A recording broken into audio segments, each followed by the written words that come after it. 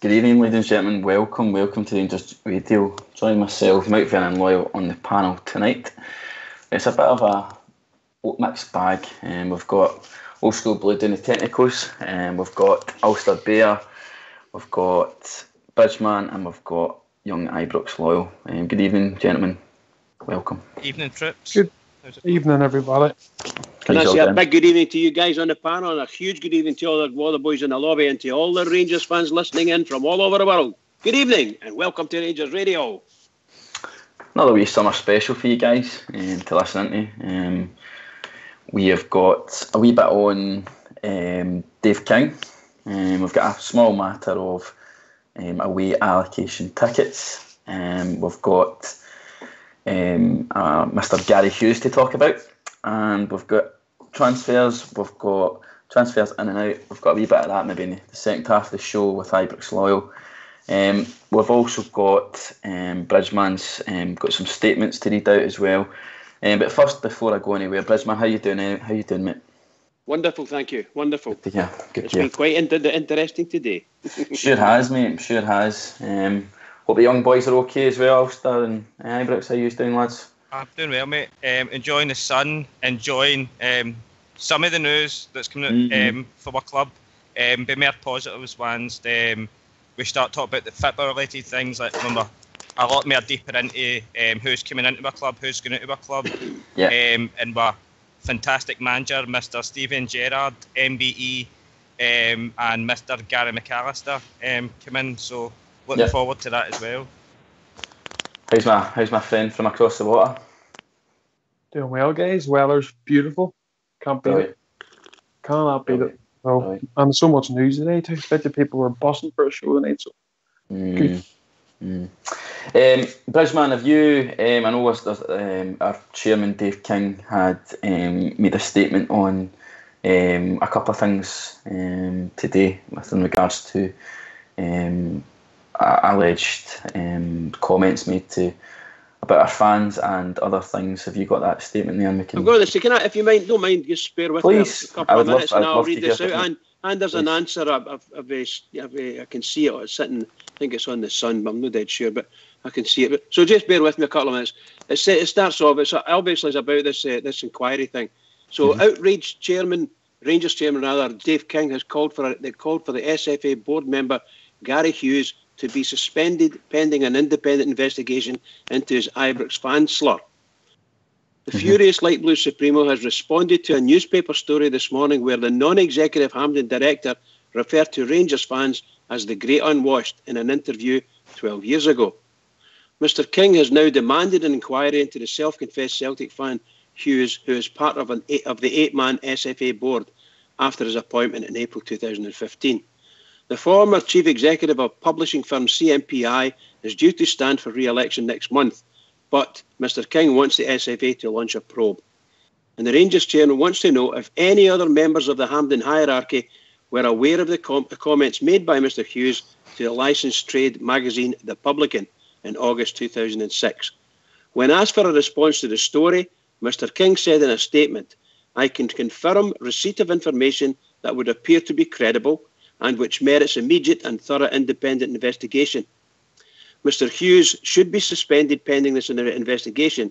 I also believe steps must be taken to ascertain whether any SFA individuals were aware of what Mr. Hughes said about Rangers supporters before he was appointed a non-executive director of the governing body in 2015. It is important to discover if there has been a breach of the SFA duties of responsibility to all clubs." Okay, and then goes on to what's happened this after. Story just broke tonight, and it says the SFA have launched a probe into Director Gary Hughes' comments about Rangers fans, according to these reports. STV claims that Scottish Football's governing body has held a board meeting today to discuss this issue. Celtic supporter Hughes branded the Gers faithful the Great Unwashed in a magazine interview 12 years ago. The next best thing to being at Celtic Park, and this is his quote, only the Great Unwashed venture south to Ibrox. Only the best thing is watching the game, a pint of tennis in hand, along with some like-minded souls. That was his statement, according to the paper. So this is all allegations. I don't want to go any further than that. I just wanted you to be brought up to date. If that's what our chairman has said, and all these allegations have got to be looked into by the SFA. And I think well done to Mr. King for getting that into the public domain as quickly as he has.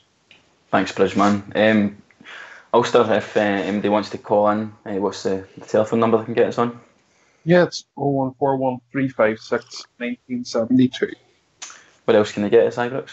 They can join us on Skype at RangersRadio.online and they'll be brought into the call. Thanks, guys. I actually couldn't agree more, Bridgeman. I think the statement from our chairman is the type of statement we really should be hearing. Ulster, any initial thoughts on obviously the statement from our chairman, Dave King? Yeah, it was a really good statement, mate. I think the problem for people in Scotland is that they're not dealing with the Rangers who are in disarray and have nobody there really as a board to back them. Mm-hmm. Now we have a strong board with everybody behind them, and that helps our case. It's good to have a board like that. That's what we need. I think it's been a wee bit one-sided for too long. It's good to see the board coming out against these allegations and wanting an investigation, and I would agree with the club. I would preferably like to see an independent investigation other than the SFA doing it. I think I would trust it more if it was independent, but it just unfortunately confirms our fears that we've had, and we say so regularly. People's worried about who's going to be in charge of our game here in Scotland. The ones that are in charge of it, have they got all clubs in Scotland's best interest at heart? And I think a lot of people don't think that's the case, and unfortunately news like this won't help that. Yep. No, I completely agree, mate. I think it's I think there's definite calls for an independent investigation of these comments, and they're absolutely vile comments and generalising, probably verge on sectarianism and bigotry, in my opinion. Alleged bigotry, should I say, and sectarianism. Ibrox Loyal, any thoughts on the statement, mate? Obviously, great statement from Mr. King. I think it's only right that he comes out and backs up our fans who have did nothing wrong but seem to be the easiest ones to pick on at times. But again, as you say, there's an investigation going on at this moment in time. I think it's only right that any other walk of life, that certain person would be suspended until the investigation is complete. Obviously, we're not going to say too much about it on the show until everything comes out, and then we can obviously all air our grievances, which Mr. King at this moment in time is doing on our behalf. So, yeah, no, definitely. Can I come back on it just for a wee second? Please do, Bridgeman. It's just to say that I think what's going to happen is that the SFA are having their meeting, and because of the 12-year gap, to all intents and purposes, they may in fact turn in and say, that there is no case to answer because of the time, the time delay. But it makes a mockery of that if that guy's still there. Do you follow what I mean?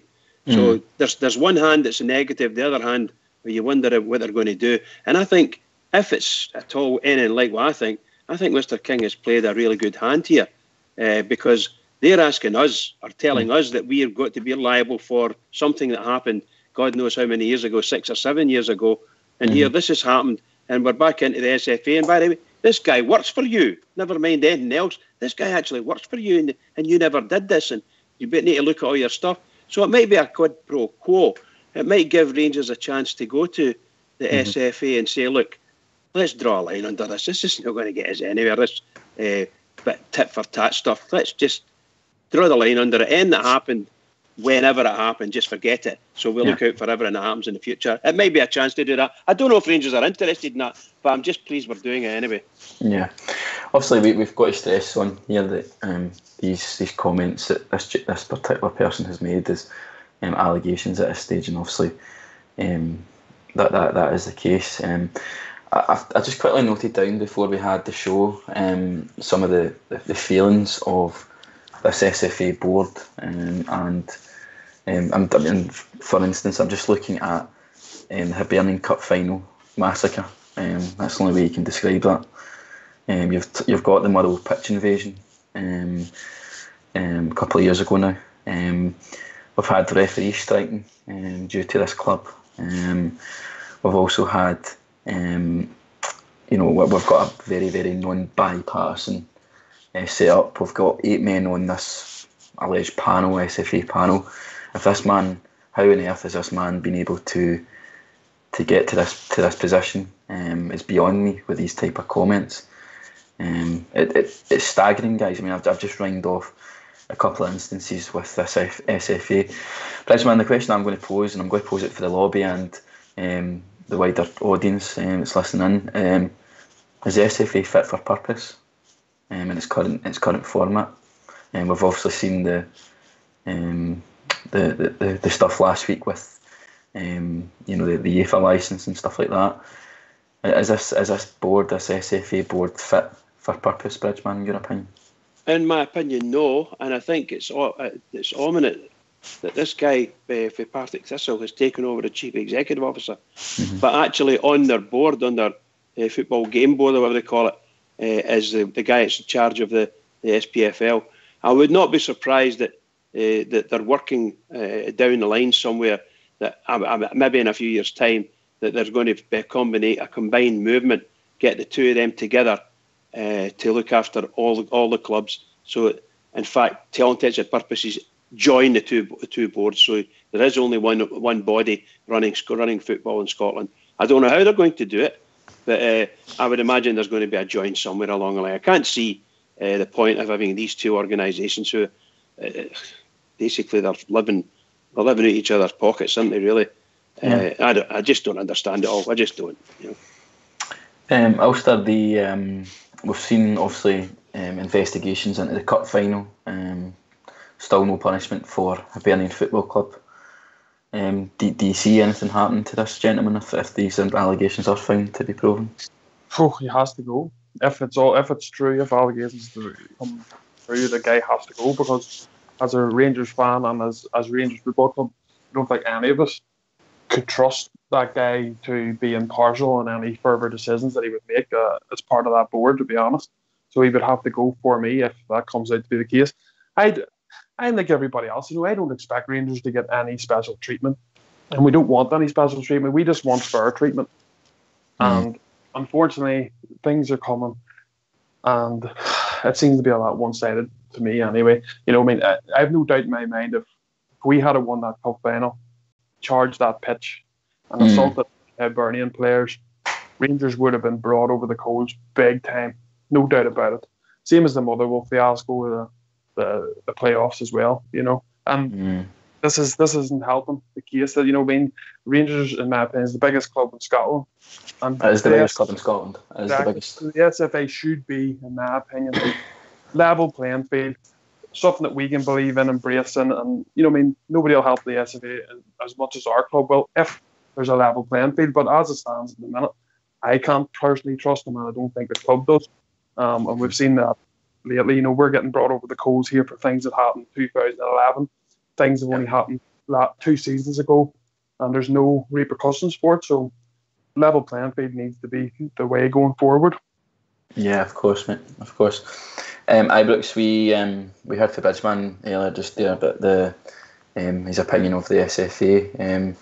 I've just rhymed off some of the instances that a club has faced on and off the pitch. What's your thoughts, mate? Do you think it's fit for purpose, the SFA? I don't, mate. And I've said it many times on the show. They're a spent entity now. I think that's the only words that I can use. Every time something happens with our club, they try and jump on every single wee indiscretion, which aren't even indiscretions. That's what they like to say they are. But when we are in the right and other people are in the wrong against us, nothing gets done about the opposing teams or opposing clubs. And I just think something seriously has to happen here. Mr. Hughes, at this moment in time, again, I don't want to say too much, but at this moment in time, he must be suspended. That is a matter of fact. It would happen in any walk of life, any business in the planet. The day they're for investigation, because not only can our club no trust the SFA or their hierarchy at this moment in time, it's starting to look a bit dubious to people out with Scotland and around Europe and around the world as well, because they'll be looking at this and saying, Scottish football, no wonder they think it's a joke, and that's the way it's looking at this moment in time, mate. So I'll not say too much more on that until the investigation's complete. I think the key with this is I think the consensus on the panel tonight is that we're not looking for favouritism. We're not looking for an advantage as such. We're looking for a level playing field, and that's what the governing body is there for, is to make it fair on everybody. Guys, I mean, the obvious thing for me now is that the callous thing for me now is that also there's an 8-man panel on these boards. We've got this guy, this gentleman, his alleged comments. We've also got other members who, let's be honest, have no love for our great club. How would you change it, Bridgeman? What would you like to see happen? How can we change this for the better for Scottish football and for Rangers ultimately? I sincerely believe, and I don't think I'm alone when I say these things, we have to get the influence of particularly them across the city. That influence needs to go. It needs to be taken away. And I would suggest that both Rangers and Celtic should take a back seat and let the things run themselves for a while and see how they go on without the influence of the big two, either of the big two and both of them, to be honest. So I don't know whether if that would work for us and let them go on with it. But seriously, they've got a massive influence, and not only that, the last 6 years should be teaching us, if it hasn't actually taught us, that this mob actually hate us, and every day they hate us even more. And maybe there is nothing we can do, and the only thing we can do is what we're doing at the moment. And we've discussed this, what has been mooted a number of times, that maybe the Rangers fans have got the answer in their own pockets, and that's as much as possible, withhold the blue pound and only spend the blue pound on the Rangers and so on and so forth. We've said this, but that takes a lot of guts. It takes an awful lot of sacrifice, because there's a tremendous amount of Rangers fans absolutely adore their club, and no matter what, they want to go and see them. So no one should be able to unduly influence these people. Rangers fans want to do what Rangers fans do. No other Rangers fans should say that's wrong, it's this, that, or the next thing. I would just plead that we use our head, wherever possible. We use our head, and we come up with a better plan to cut down their influence. Because if they're influencing us in any way, shape, or form, to me that's wrong. 100%. They shouldn't be influencing us at all. Hi, Buxlow. What improvements do you think we need for Scottish football from the SFA? It's a hard one for me, mate. I don't even know. As I said, I think it's a done system now. As Bridgman says earlier, would it be good to just have one body seeing over the whole entirety of Scottish football from grassroots right through? They've said many times in the last 5 years that they're doing a branch review of the whole structure of Scottish football. Who, unfortunately, however they've got in doing it at this moment in time, isn't doing their job to a satisfactory level, which makes me think it is going to be a one board system. At this moment in time, there's too many chefs, is it to say? Is it something like that? Too many cooks spoil the broth. Too many cooks spoil the broth, mate. I think that's what's happening at this moment in time, unfortunately. Ulster, obviously, we've spoke about the lack of sporting integrity. There's a good word from the past. lack of sport. We have, aye. There's not very much sporting integrity happening nowadays, is there, at this board and this SFA? No, not at the minute, mate. I think Bridge, fair point there from Bridge. I think, maybe we need to be people who don't have influence in any clubs maybe stepping aside and bringing people, individuals in who maybe don't have a leniency to either club. You know what I mean? At the minute, it's just, for me personally, you're looking at it, and it's just a one-sided thing, mate, to be honest. And that is who's in charge of our game. And you know what I mean. And we're, as I say, when they're sitting there for 8 months, they're looking and they're trying to find things on our club, while other issues are still left in the background, not being dealt with, that other clubs have done. And that proves the point. And I think there's certain individuals in across the city, as you boys would say, who do have massive influence, and that's a conflict of interest for me, and it shouldn't be happening. It needs to change, and you never know with this guy and his comments, if this all comes true, this could be the first. This could be the first pillar to fall. Do we get a proper purpose board to come in? Guys, I'm going to post a question. There's been some chat last week in regards to, obviously, we as you touched on, the Ulster and the stuff last week with the charge. Should we as a club come out the Scottish Cup for this new season coming as a protest to this? I'm going to quickly give you the number that you can get in contact with us. It's 0141 356 1972, or you can Skype in at Rangers Radio Online. The question I'm posing to the lobby and to everybody out there, should we as a club, as a protest, remove ourselves from this year's Scottish Cup? I'll go to you, Ibrox Loyal. I want to hear your answer, yes or no, and I want to hear why. On you go, mate. Right, I might get balked for this. Go for it, mate. It's an open platform, mate. It's an open platform. I would say yes, for the sheer fact that it would annoy all the broadcasters that want to cover Stevie Gerrard's first season. Everybody, all over the world, America, China, whatever, they all want to come and broadcast for Scottish football because it's Mr. Steven Gerrard, and that is the reason I would, just as you say, a protest vote, get our voices heard above the parapet, because at this moment in time it's not been heard, and unfortunately it might just take one season for us to do something like this to get noticed again. Just a personal opinion. Been rang before many times. It's an open platform, buddy, so everybody's entitled to their opinion, all things Rangers, so it's an opinion that I would reckon a lot of Rangers fans would maybe agree with me, mate. Bridgeman, I know you're a traditionalist, and I know you, I hear you on here all the time, talking about the magic of the cup and all that, but is it time that we made a real statement of intent on the park with this? I think that's probably the $1 million question. As I said earlier, we've got the power, somewhere along the line we've got some power in our pockets, and we don't have to attend these things. However, it does take away, because it's a cup competition which is open, and all the SFA talented and purpose that are doing is providing the bags that someone puts the wee balls into when the names are in it. And as far as that's, they're just running it, and it's up to the clubs to get drawn out and so on and so forth. Yeah. I'm not dead sure whether we should. However, I take your point. It's an absolutely brilliant question, and it is, to me, the $64,000 question.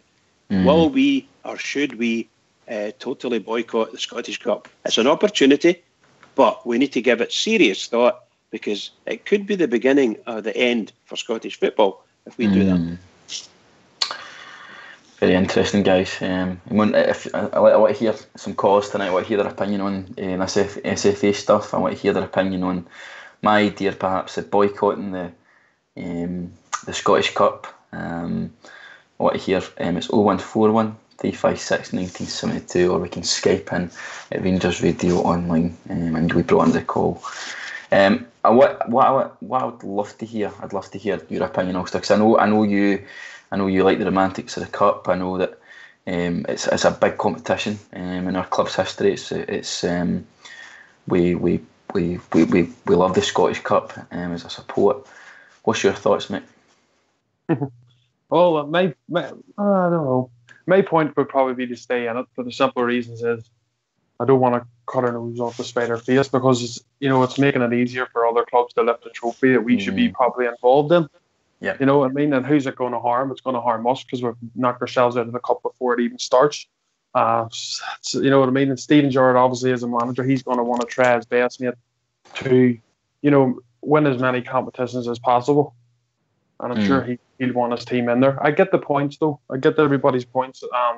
I see the points of, maybe, as I say, putting the line down and just saying that enough's enough, we're out of it. And I get that point. And if the club decides to go with it, I'll support the club in that 100%. But if it was probably my own decision and I was making the decision, I would stay in, because I think it would probably stick in their craw the most if we lifted the trophy rather than pulling out of it. Yeah, no, definitely, guys. There's a few interesting things obviously have popped up. Obviously with the lack of football on, I've been looking for my fixer. Try to fix my Rangers fix, as they say. And I heard a sort of small piece on TalkSport the other day that Barcelona and Real Madrid actually they negotiate their own TV deal, guys. And it got me thinking. I know that our current TV deal in this country is up soon. Obviously, with the crap that we've been hearing from the SFA, do you think we really should be going and negotiating our own TV rights and deal? Maybe something to do with Rangers TV, or maybe dealing directly with Sky. What's your thoughts on that, Ibrox? I think it would be very hard to do, mate. I think it's maybe easier for the teams like Barcelona and Real Madrid because there's not as much scrutiny on that. But the way we work, we're kind of in between Sky, and you get the odd games on BT Sport as well. So, but we could do it, mate, and it could be a massive pool and massive incentive for the sheer fact is that Mr. Gerrard's coming in, because I says earlier on the show, you're going to get everybody for all your America, North America, we'll just say, because it will be that as well. You'll get people from China and all that as well, and other countries want to try to get some sort of broadcasting rights because it is Mr. Gerrard. So if we've got anything to take to the table, that's what we've got to take to the table, mate. Yeah, of course. I mean, it's something that really does interest me. I know I've got a good idea what Bridgeman will say, but for me, Bridgeman, I think we're such a big entity. We're an institution, and we are Scottish football. We're the most successful football team in the world. Yes, the mongrels that are listening, we are the most successful football team. It's still fact, and you'll always be in our shadow. Bridgeman, I know you're very much a pro, very much in this camp. I think you'd agree with me in this, the fact that we should be negotiating our own TV deal. Yeah, I 100% believe that. I believed it when we were in the third division. Yeah. And I thought we had a fabulous opportunity to do that. But look, the TV companies were falling over themselves. They were building scaffolding and God knows what. They were in grounds that they'd never seen before, couldn't spell, didn't know where they were.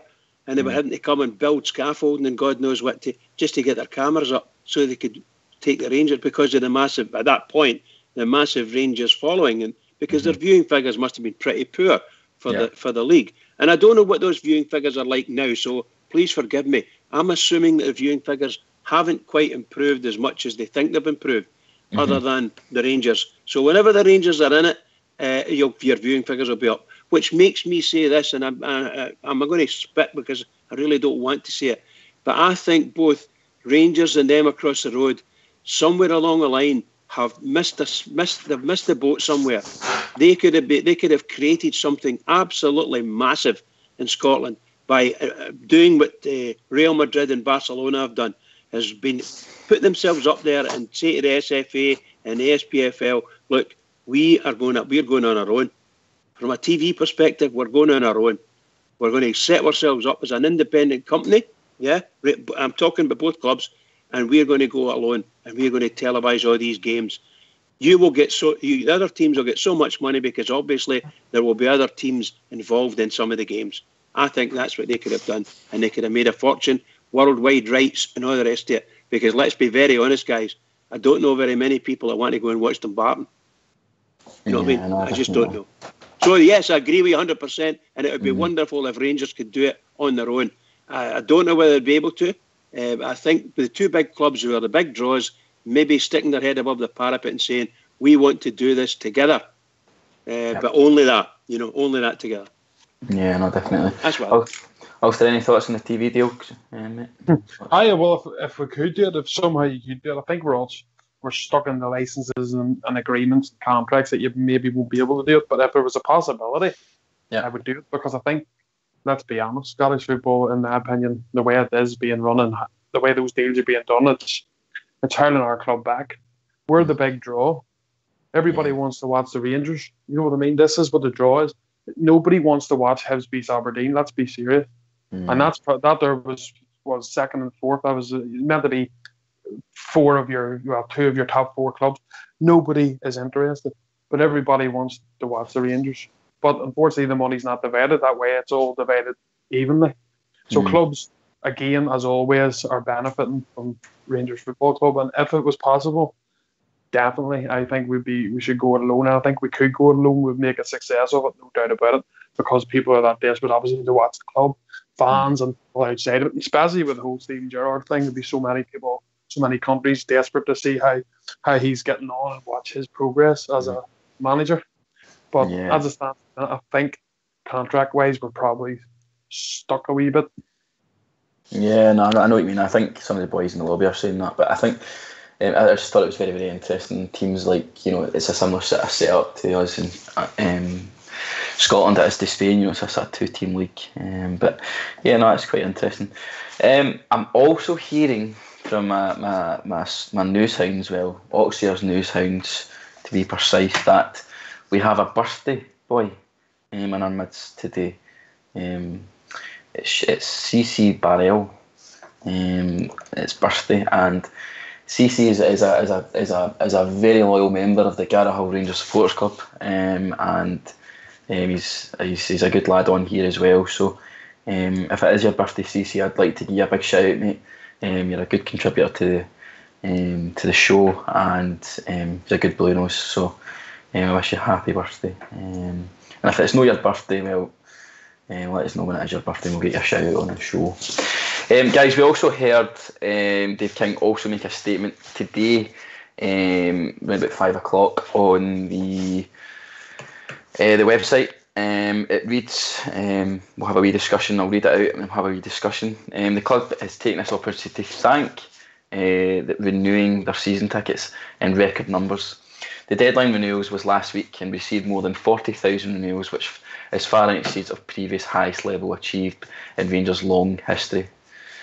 This figure is truly inspiring and can only help boost the confidence of levels of Mr. Steven Gerrard and his new management team as they prepare for the new season. It goes on to say, following on the closure of the renewal deadline, the club seeks applications from supporters who did not hold a season ticket for prior seasons. This has long been part of our club's tradition, as it allows new and younger supporters who did not previously own a season ticket to secure one for the first time. We have already received enormous numbers of requests in advance of the close of the renewal date. We have had to consider carefully how best to accommodate these supporters in light of the record renewals. Our support will always come first, as many of them, particularly possible, must be accommodated. This is why the club has decided an overall increase in the total number of season tickets available to our supporters to what will be a historical record.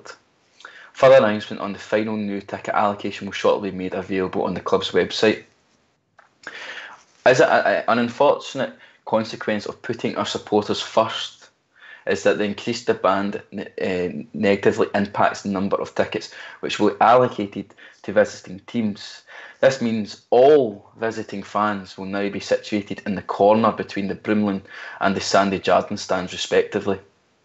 We believe that this is the best possible outcome after considering the unprecedented levels of support from the Rangers fans.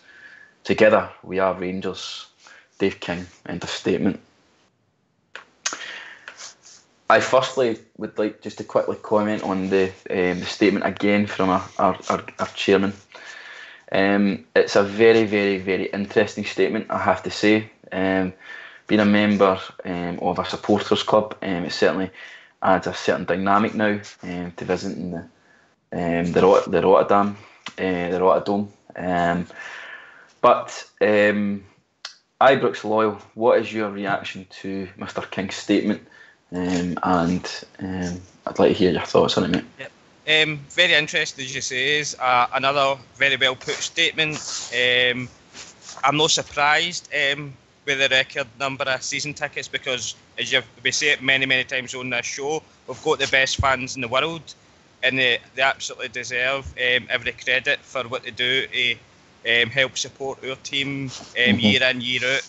Like yourself, Mount, and a few of the other boys, you go home and away. So you deserve a lot of credit for that as well.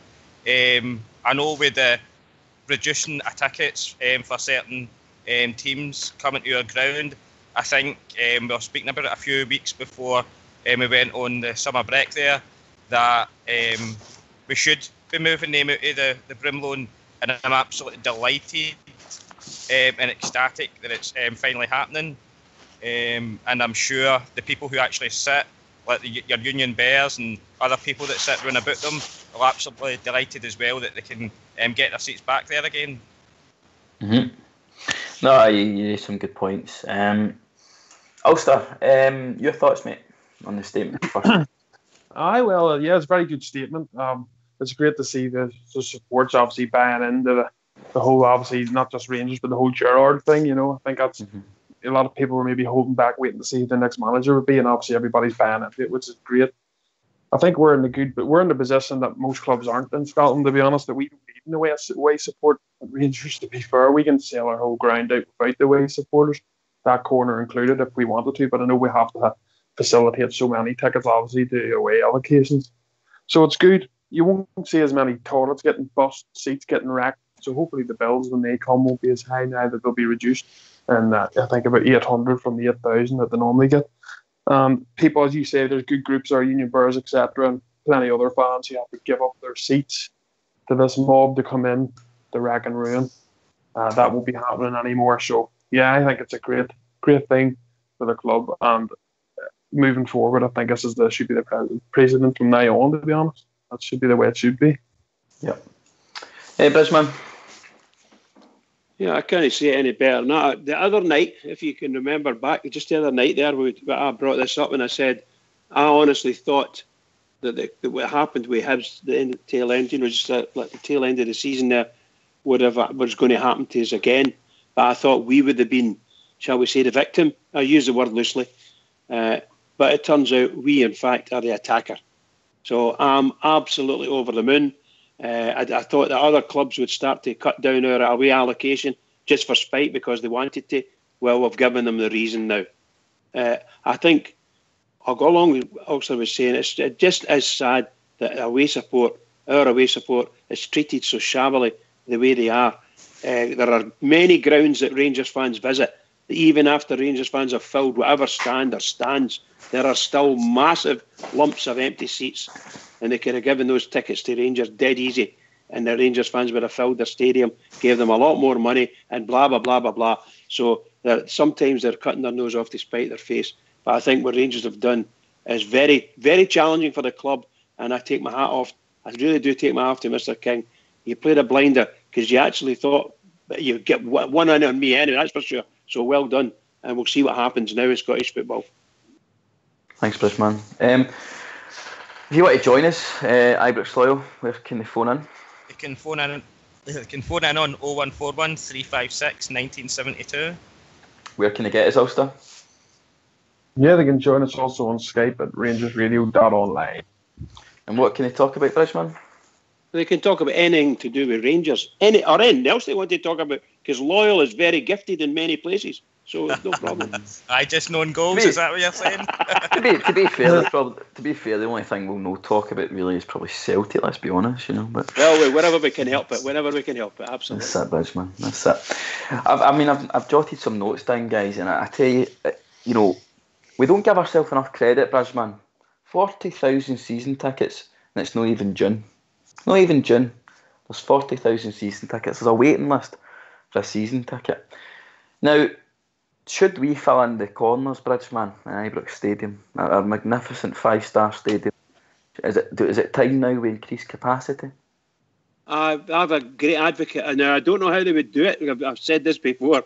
I don't know how they would do it, but the 2 corners that are not filled in, I would have the best engineers possible to look at that to see the feasibility of getting them filled in. And that's where I would put away fans.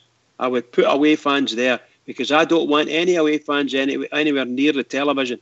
That's what I would do. But if it was possible, and it would also increase our shall we say, our viewing capacity. And obviously, I think Ibrox itself, I don't know whether the likes of the Sandy Jardin, whether we could raise the roof on that and put another tier in there, and maybe even at both the Broomloan and the Copeland. Maybe you could do the same there. But that might take maybe 4 or 5 seasons. I don't know. I doubt very much if we get it done in one.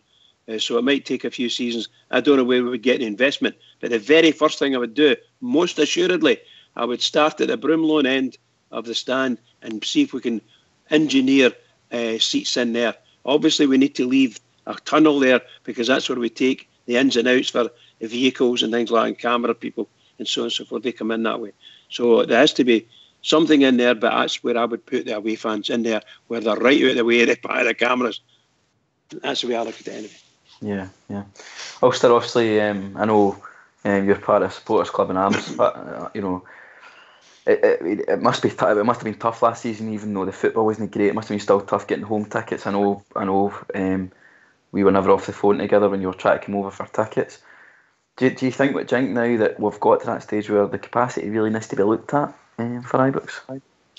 Oh yes, if you build it, they will come. There's no doubt about it. I think if it's possible, it's all about money, isn't it? It's all about trying to get the do. But it's like anything. You put money in to get money out. And obviously, if you build it bigger and you fill it, you're getting more money back in. You know what I mean? And that's something we'll need to look at because we are busting at the seams at the minute. It's okay for Rangers, and I hope they still do this, obviously, after this season as well. They leave so many tickets, obviously, over for supporters clubs.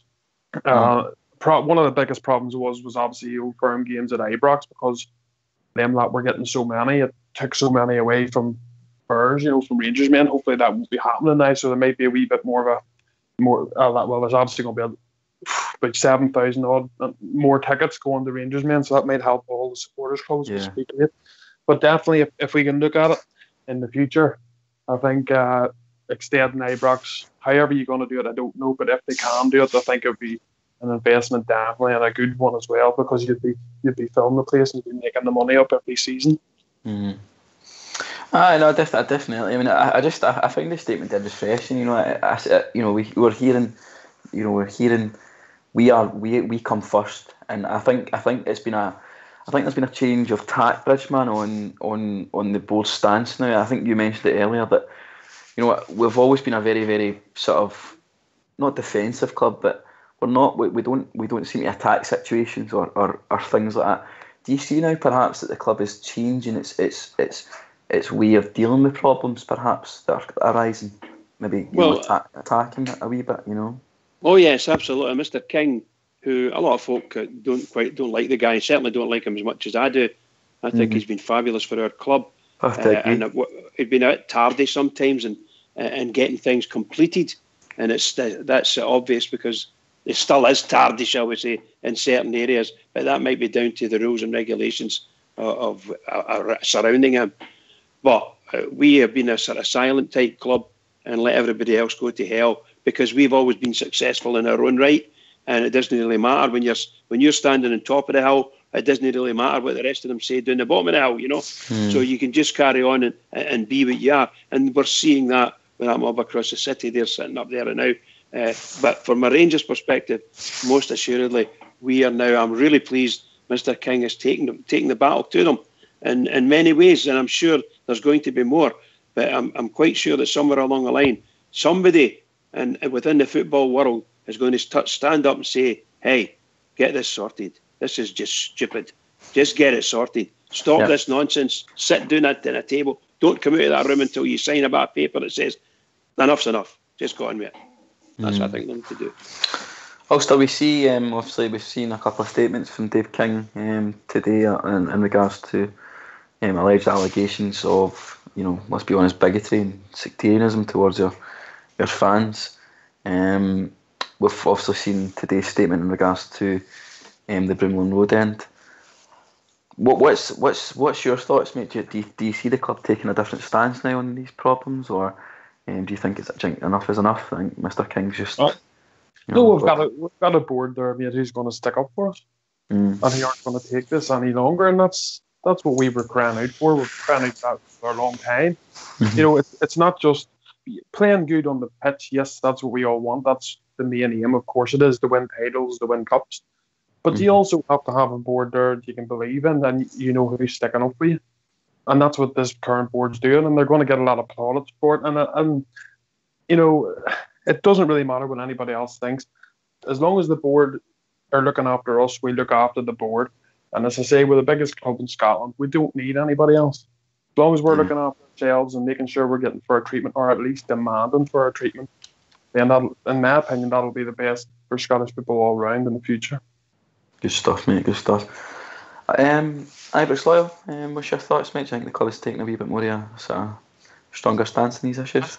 I would like to think so, mate. As you say, the two statements from Mr. King today have been brilliant, and it's what's expected. As Ulster says, we've been crying out for this now for years, and we never had this when Mr. King and the present board weren't in place. We were probably what you would call rudderless for a few years there, whereas people thought they could get away with, I don't know if picking on is the right word, but I'm going to use it anyway, but that's the way it was starting to feel to me.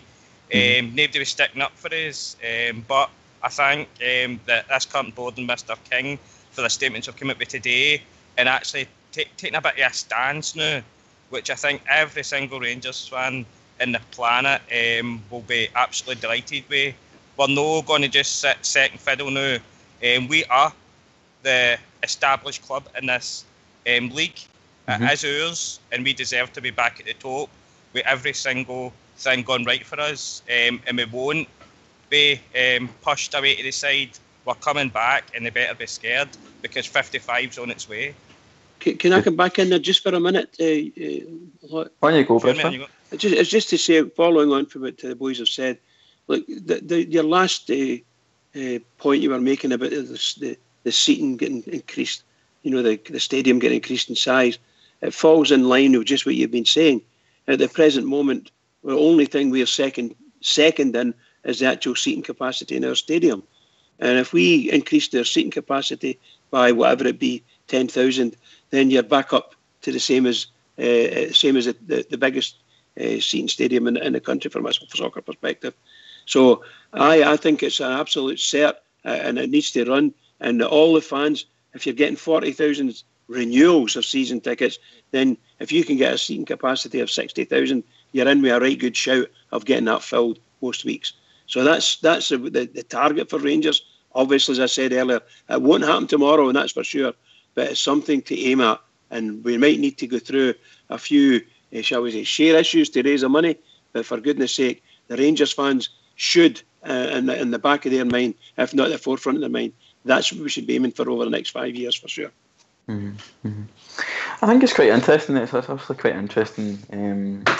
The big thing for me, guys, and I've said it before, and I'll say it again. I think our board need a proactive, a proactiveness against this lot. There's a clear agenda in Scottish football, driven by bigotry and driven by another club. You can clearly see with last week's comments and stuff like that. I thought to obviously get it back to more about the Rangers and about us. We heard about safe standing, guys. I know it's a very, very emotive subject for our support, and there's very, very big things about us in terms of our history and whatnot. Ibrox, I know it's been muted safe standing and things like that. Do you see now that the Brimley front now being completely occupied all season by Rangers fans? Do you see that perhaps becoming a focal point maybe in this coming season in terms of maybe an off the field thing for us to discuss? Yeah, well, as I says, mate, and I says it a few months back, I was speaking about it on the show, that for me, I felt if it was going to be anywhere, it would have to be the Broomloan front. And I'm sure the Union Bears and a few of the other people that sit run about them would be absolutely delighted if it was to be there.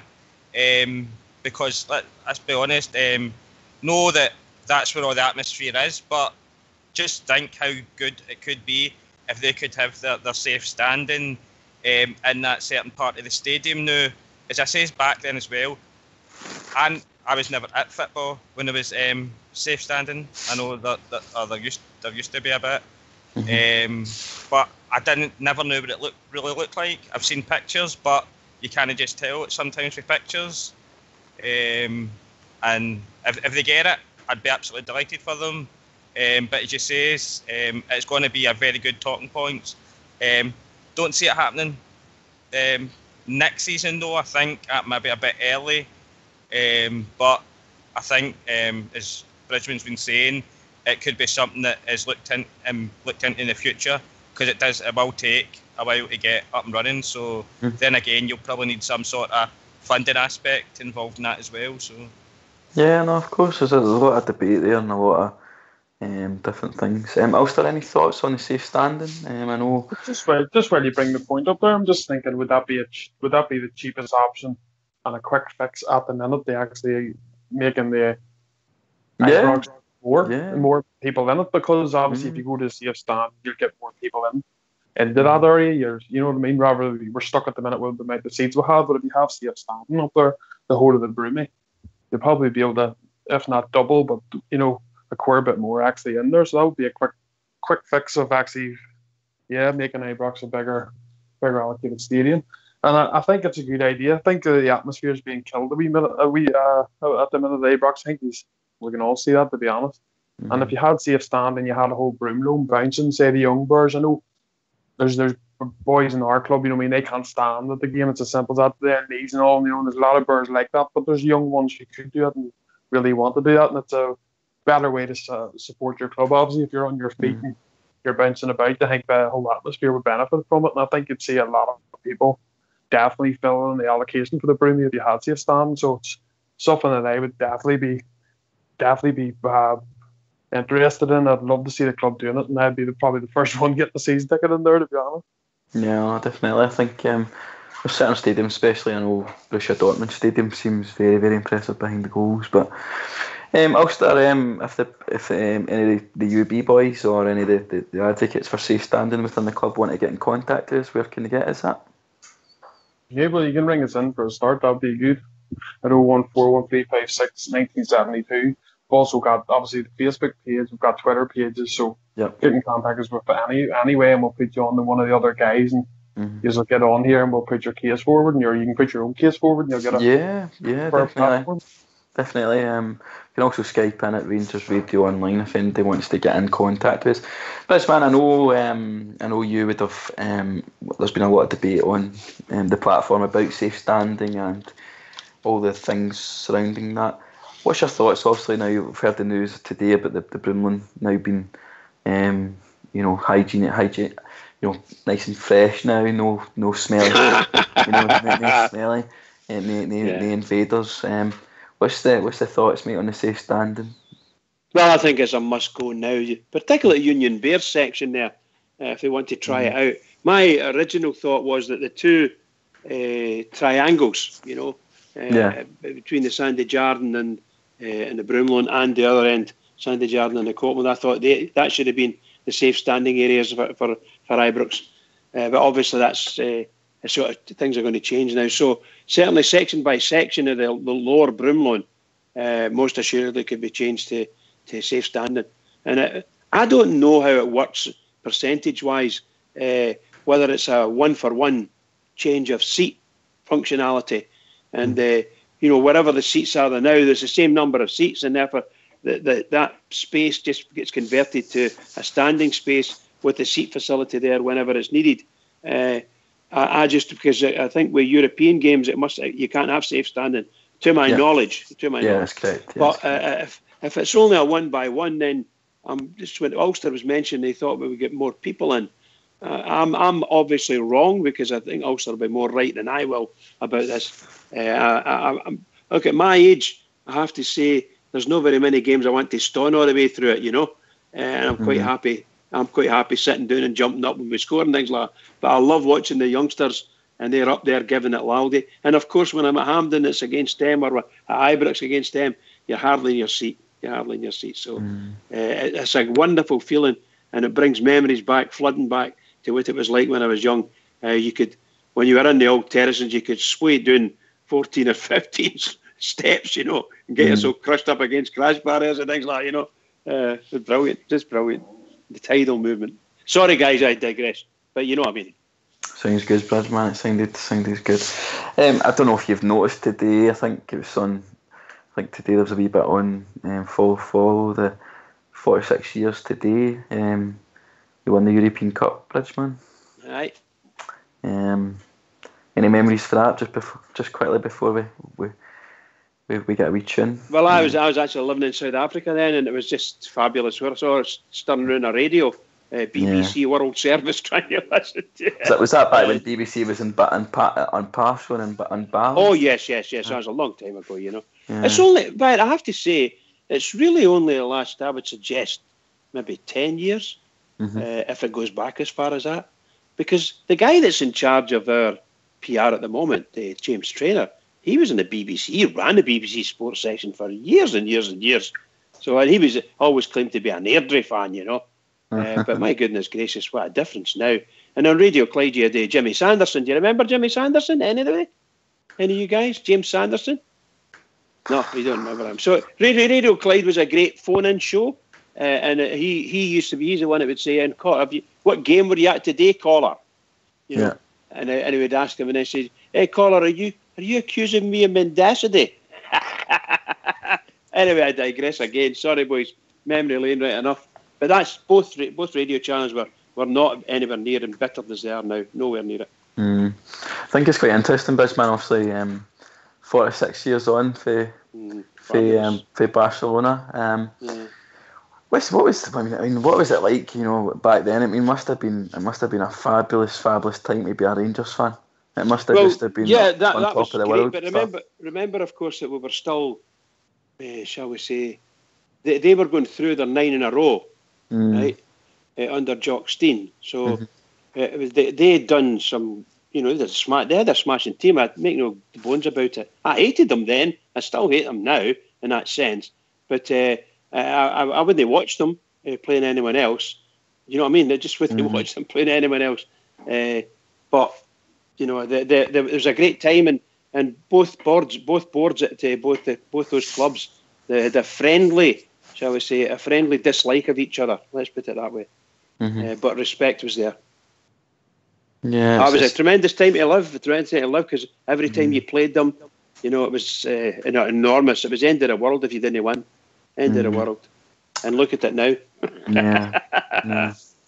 I mean, I can say this, Ulster. I don't know about yourself, but certainly my grandfather and my two grandfathers, and my dad was too young back then. But I mean, some of the memories that these guys tell you about, it just gives you goosebumps. I remember having a coffee with my granddad a couple of weeks ago, talking about, the Barcelona Bears, and it's just fabulous to hear, as Bridgeman as well, talking about his, where he was and what he was doing in the game. And I mean, the history our club's got is fantastic, yeah. Well, this is it, mate. And what we're hoping for, we hear all, in the same, I hear all the great memories from my own father and older members in the club, some fantastic days they had. And that's what I want for my kids, mate. You know what I mean? And that's what you'd want for them. We have years of advance, and Ibrox the same. When we're older birds, hopefully with this, with the new manager in place and whoever comes in after that, that we'll be sitting talking about amazing memories. Yes, we had low points, like the older birds did themselves. There was times there where Rangers maybe weren't even finishing second, third. They weren't a good club at times, as in football capacity. They weren't a good team. And the bounce back from it, we got 9 in a row, etc., etc. So that's what we're hoping for. We can talk about our down times, how we came up through the leagues, and how we started winning titles again. Some great memories, and those great memories will come, and that's what we want. It's memories that we'll be able to put forward to our young ones, so it'll come. Oh, definitely. Well, guys, we've reached that time of the evening where hopefully we get a nice wee tune. I'm hoping for no accordions though, because I think our resident accordion players on his holidays with Fox and Oxtear. So if you can go on with it, hopefully Holsky will give us a wee tune.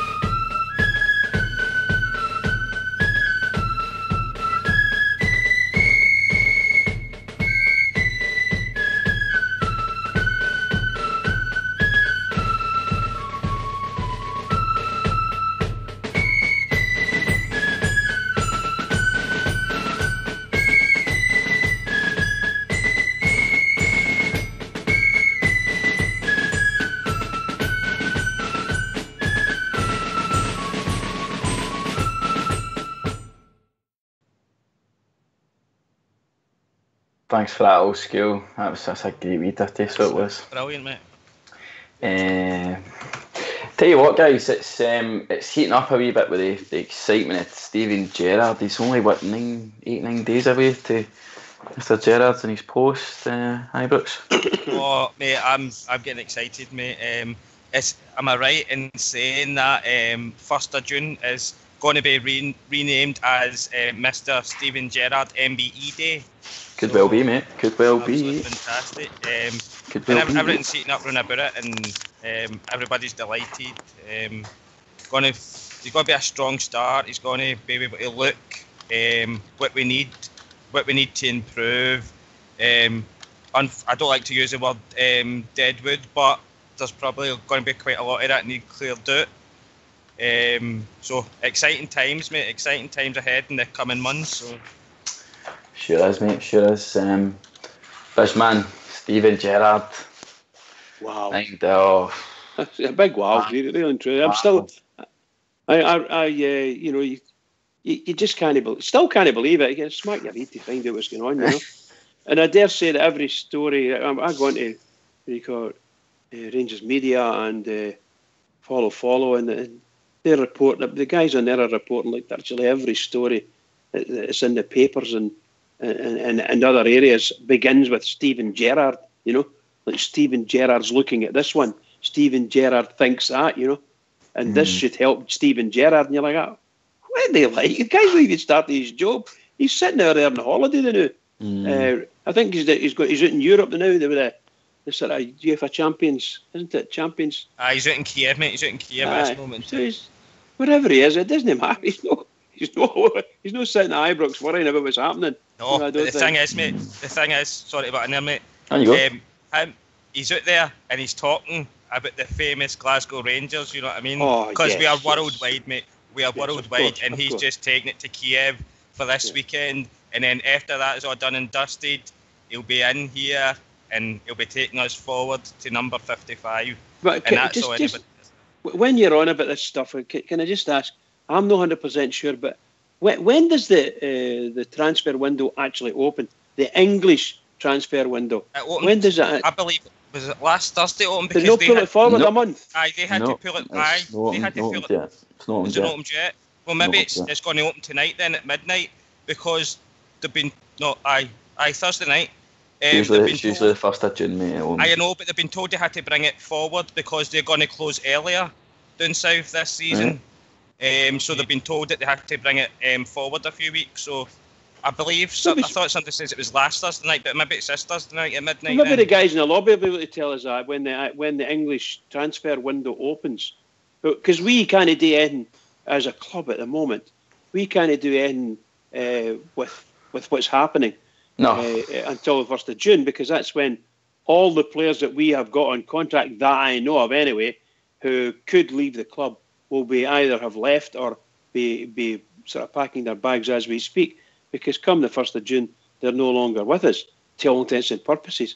So somewhere along the line, I'm not dead sure, this English thing seems to have thrown everybody, because you're right there, Loyal, with it. They've been told they have to pull it back a month. So I don't know what that means to them, whether because of it. There you are, it's there. George Logan says it's open for the 9th of June till the 9th of August. There you are. That's what George Logan we've had a request in the lobby for you to put your triangle down. Sounds like a triangle. Put the triangle down and bring out the drums. The boys get class, but the boys get quality. Well done, Ulster. I love your triangle. Well done, pal. We so triangulist, I think. Solid triangulist. We were talking obviously earlier about the backroom staff as well. I think it's going to be quite interesting. You see the backroom staff. I know we've had Gary McAllister around, guys. Bridgeman, Gary McAllister. I think he's a blue nose. I think it's safe to say he's a blue nose, but very, very interesting character. Fantastic football player, and by all accounts, a very good manager in his own right. So, good bad experience for Mr. Gerrard beside him. Yeah, I think so. I think he's the type of person that Rangers will enjoy that partnership. I'm quite sure of it. And if they hit it off at all, even in the slightest, which I can't see them not, then we're quids in. There is absolutely no doubt, based on the tremors that are going across the football world at the moment.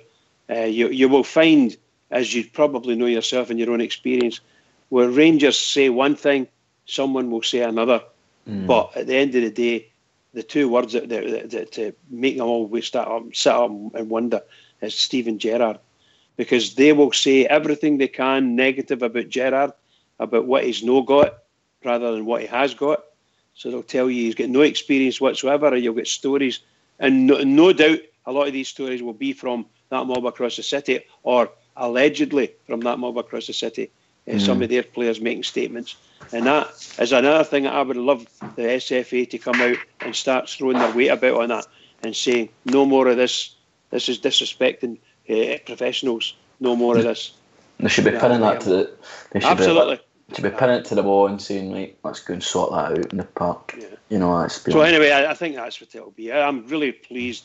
You have no idea how pleased I am. I'm just waiting for it all to happen. 1st of June can't come quick enough. I'm hoping that some of the stories going around now about what kind of transfer... I don't know whether you're going to talk about transfers, are you?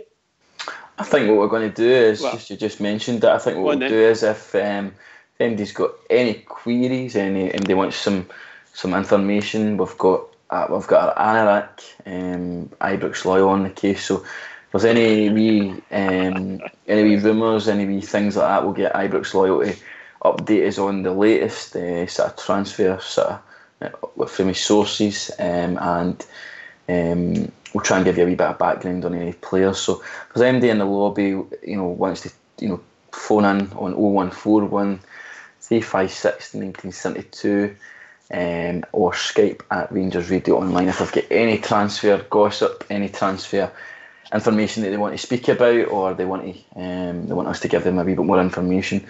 We'll also try and facilitate that throughout the show. We're also talking about the backroom staff as well. Ibrox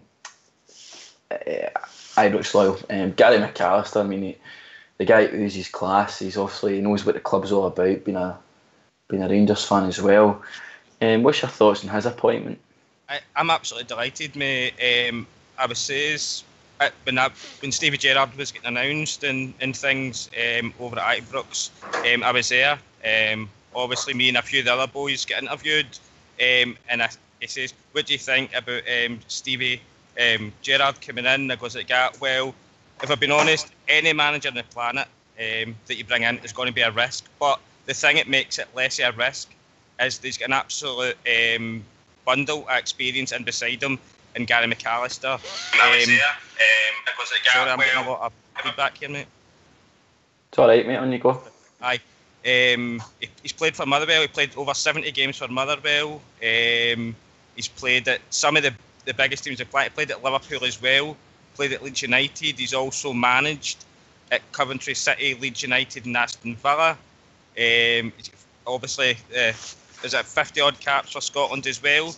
I'm not sure if he ever captained Scotland. So he's got all the experience to help Mr. Gerrard along, and I'm absolutely delighted with him, mate. Absolutely delighted. Good stuff.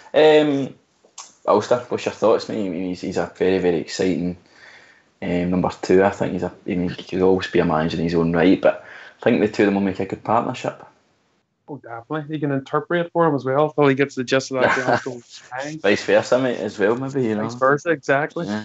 No, it's really good. I think Gary McAllister's a guy you always look up. I think me and your age, mate, Gary McAllister would have been still in his prime sort of at that stage of football. So, and he was obviously a great international for Scotland. When Scotland were making big tournaments, he was there playing for them. I think what also helps is he's been in management himself. I think he done Coventry and Leeds for a wee while, so he's made his own mistakes at management level, which will help him, I think, in his experience to help obviously Gerrard the different pitfalls. Hopefully McAllister can help steer him from them. And I think Gerrard's a bright enough fella. When you hear him speak, he knows his stuff. And he's obviously brought Gary McAllister in because he believes Gary McAllister's the best man to have. I know he doesn't like to say number two, he likes to say assistant, but as assistant, I think him being a Scottish guy as well, and obviously having a love for Rangers, so yeah, I think it's a partnership made in heaven, to be honest. Yeah, no, definitely. I mean, I'm just reading I'm trying to do a wee bit of background. Obviously, there's nothing official from the club, but by the looks of things, we're looking at a guy called Michael Beale, Tom Kilshaw, and Jordan Wilson to be part of his backroom staff, all guys from Liverpool. Any thoughts, guys? Obviously, I think the fitness coach, and I have to say, I felt last season, their fitness levels were very, very low in terms of just one of the fittest team. I thought we were sort of some of these teams that we were playing against just outfit, were just more fitter than us personally. Yeah, it's true. I think that some of the teams, as you say, particularly some of the top teams that we played at the tail end of the season there, and really and truly, but they gave us a doing. They gave us a doing with where to me what will definitely look like a fitness. However, one of the guys said we were sort of talking it round, and one of them was saying it just might be that's the quality of footballer we've got. But no matter what you do, you're not going to get them any fitter, faster than the way they're playing at the moment, and that might be the truth. So we need to up our game and get better players that we can actually make them lift their game and their fitness levels.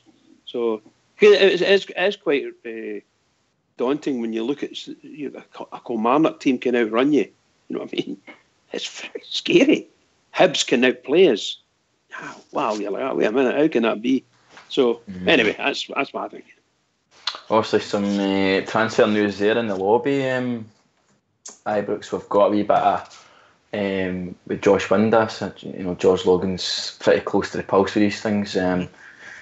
3 million from Cardiff. I know we spoke about it a wee bit in the last sort of summer special. Wouldn't be too disappointed with that myself, mate. Hearing anything different? I've heard it, mate, on the Twitter sphere, as people like to call it. And let's be honest, if it is true that he's got that £3 million clause in his contract, then that would kind of bear fruit, is what George is hearing.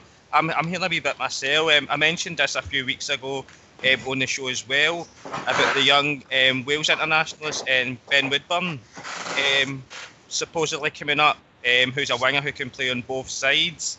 He scored, I think, in his second match for Wales in the last run at qualifiers. He's very bright, he's very intelligent on the ball, got really fast feet, plenty of pace, and knows how to put a cross into the box as well. I know we're saying that Candias at the beginning of the season and the midway through the season, he was doing really good crosses and getting a lot of assists and everything else, but it kind of dried up at the end of the season, and I think this young man could be absolutely fabulous for us. Oh, that's interesting. I think Ulster on the Josh Windass side of things. I really do think it's probably the best for the boy to move on. I really do. I know it sounds bad about Rangers, but I just can't stand the boy. I just can't stand him. I think it's is it mutual? He does play some good football. Yeah. The problem is, it's not. He's more often playing wanting than what he is doing good stuff. And I think if you want to win titles, you need players that are 9 times out of 10 doing the right things. And I think sometimes when that flutters in and out of games, and you can't do that as a team. You need everybody fighting, and he does that too often for me. And I think if you were to if somebody is to get that clause and the 3 million, and he goes, I think that would be good business for the club. But if Stephen Gerrard obviously looks at the player and convinces him to stay, and he thinks he can get a player out of him, fair enough. That's, what I mean. I think if he can get Windass playing, if he can get him at least 70% of our games, he'd be a fantastic asset for us. But he has to stop. If he is to stay with the club, he has to stop fluttering out of games.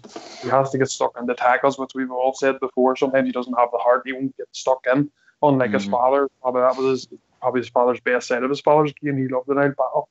Well, Joss doesn't seem to. So it'll be up to Stephen Gerrard and Gary McAllister and them being 2 midfielders who better to look at the player and see whether the £3 million worth taken or not. So we'll wait and see.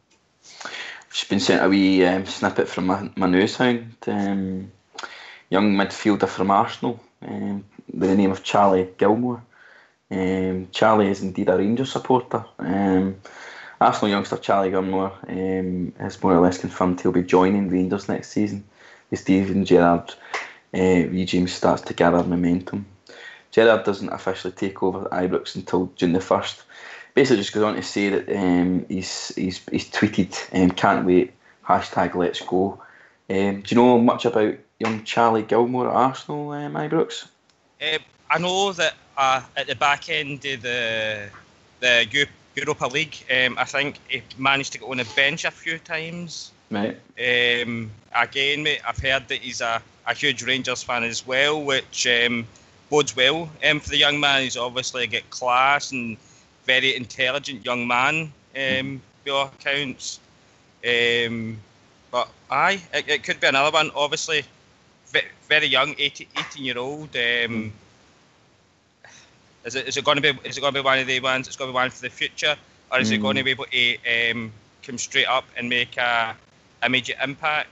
I think that's something that I would be looking for for his first Mr. Gerrard's first couple of signings. But again, mate, he's not at Arsenal for no reason. Yeah, He's obviously got something about the young man.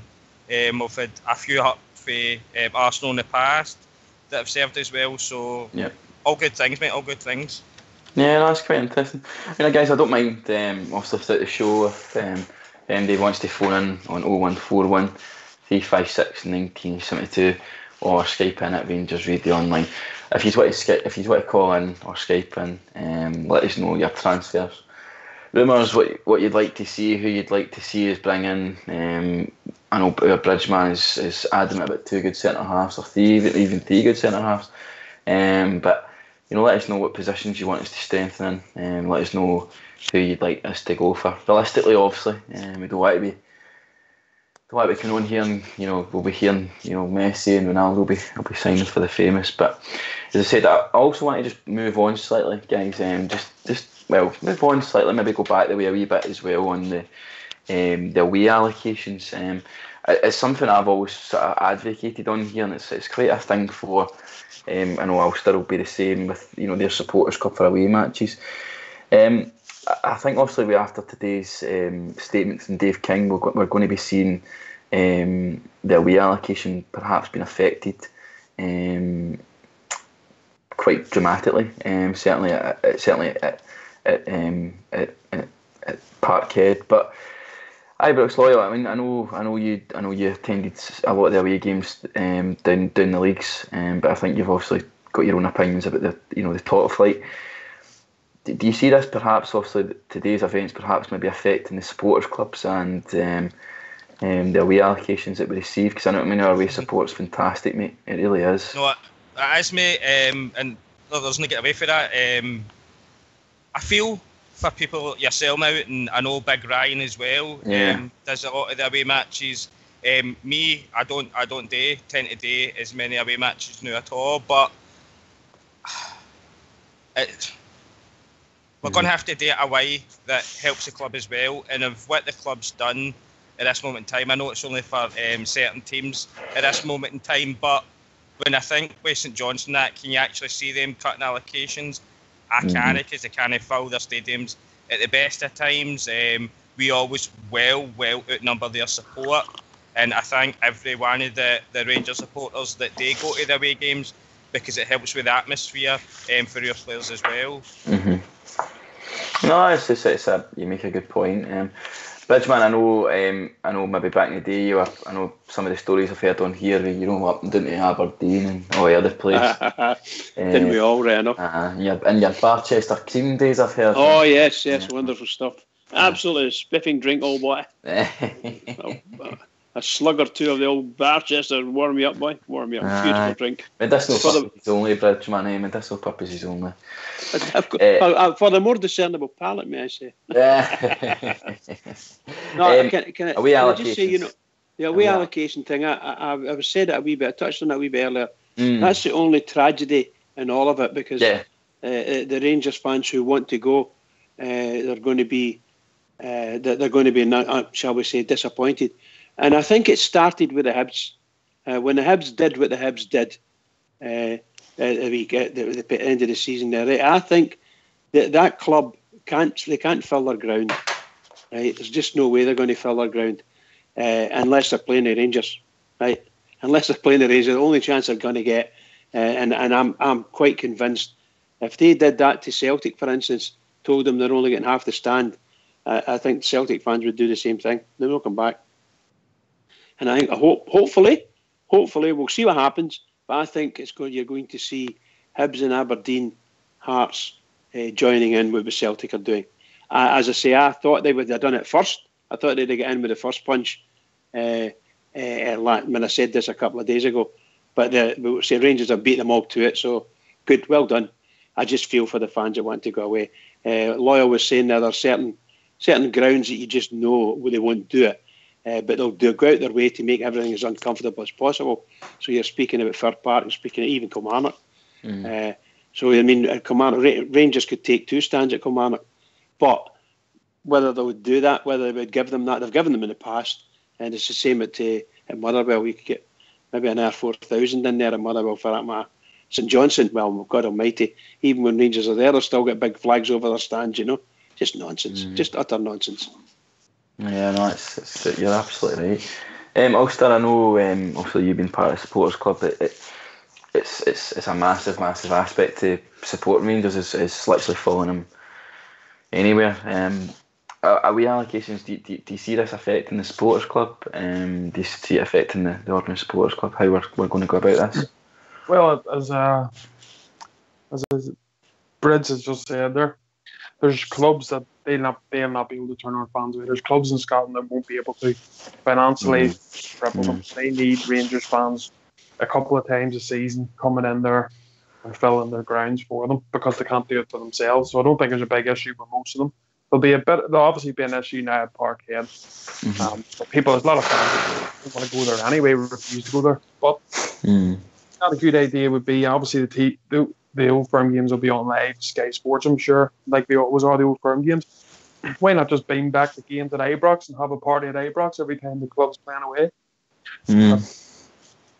Yeah, no, it's just, as I said, I'd like to hear obviously from guys. I mean, I'm a convener on a bus, and you've no idea the ends of some of the things that you've got to do to pick up tickets for people. It literally is. It's stuff. It's stuff that you hear. It's just crazy stuff.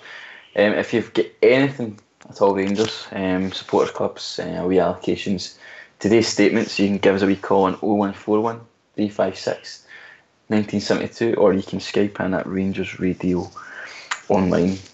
And yes, George, stop teasing us with info, mate. Get on here. Yeah. We started hearing, that's what I see, a wee bit about, is it Connor Goldson?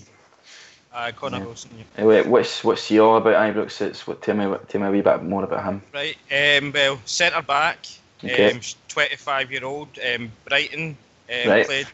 Played a lot for them last season. 6'2". I know he's no the 6'5" that Bridge maybe wants, but he's a very accomplished centre back. Very good in there, very good agility, very physical. Knows how to put in a tackle, and let's be honest, that's the sort of things that we're looking for in our back two. Well, should we be playing like a 4-4-2, a 4-4 whatever next season? But it'd be a very accomplished one there. Another centre back that I've heard just recently, and he's been told he can leave the club, is Reece Buck from West Ham. I've heard that. Another centre back, 21, get plenty of Premiership experience as well. Was on loan last season though at Bolton, where he played I think 25 games. So he's got a lot of experience as well for somebody so young, and he's 6'3". So if you could maybe, if we don't get another centre back, you could play they two. Just saying, no saying it's going to happen. Just a rumour. Yeah, that'd be interesting. Dutchman, you've heard rumours there, a couple of centre halves. Connor Goulson seems a good athlete. Seems very, for what I've heard as well, he's very, very accomplished football player, able to pass it out for the back. Is that right up your street? Is that something you're looking at? Oh, absolutely, pal. These are the type of players we need. We need somebody who can play football. I also want I don't mean this. I didn't want to apologise about it, but I want my centre halves to be unapologetic. And when they're out in the park, it's their stadium, it's their ground, and this is my space. If you come in here, I'm going to batter you, and that's the way it is. That's what football's about. Body contact. It's a contact sport, and everybody's going to fight for their wee bit and fight to get it done right correctly. And that's why I say, and man, I mean this in all honesty, unless we've got a Messi or an Iniesta or a Mascherano, then I think Rangers shouldn't be looking to sign anybody who's under 6 feet, 6'2". That's what we should be looking at. Big, strong fellas that can run all day and fight their ground. And you'll not go far wrong. You'll not go far wrong. Where do you see the key areas, Ibrox? Ulster on the signings. Do you see us? Do you see us trying to go for the spine? Spend all the money down the spine of the team, or do you see perhaps maybe where do you see we need to strengthen? Definitely two centre halves. There's There's no doubt about it. We lose too many goals. We lost too many games at Ibrox. We drew too many games at Ibrox. There was any games we did draw was very few and far between. Was 0-0. I think most of them were scoreless or score draws. Over that we lost. So I think that's something we need to do. If you get yourself two good centre halves, mate, who can come out and make a partnership together, you give yourself every chance. You're hard to beat. Yeah. And we've already seen last season with the top goal scorers in the league. Now our strike force will probably change.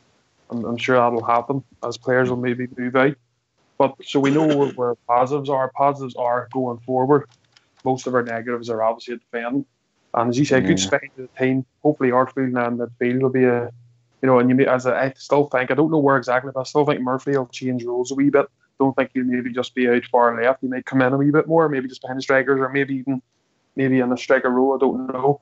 But like Bridge has been screaming this for as long as I've been listening. He's been screaming centre halves, big, good, strong centre halves. And I think if we get two of them in, then we'll give ourselves every chance.